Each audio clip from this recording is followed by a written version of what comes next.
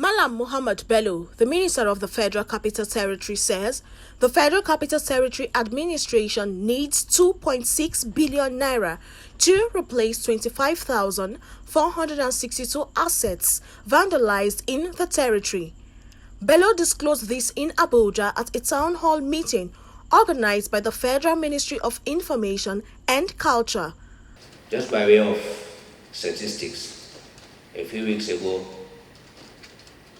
we did some checks and we realized that we needed to replace immediately 400 manhole covers, 582 stormwater covers, 23,210 gully pot covers,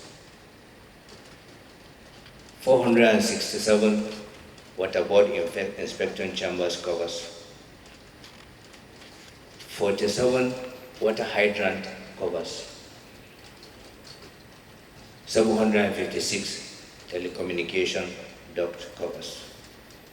Overall, we are taking off over 25,000 covers of one form or the other. And these are critical public assets that you and I own that are being vandalized. This is just one aspect. Many of the streets where you may notice blackouts sometimes, you might think it is public outage. It is not. The blackouts occur because somebody decided to dig out the cables. The minister therefore called on security agencies not to see vandalism of public assets as a minor crime because it constitutes threat to lives. The security agencies will consider it as a minor crime, but it's not.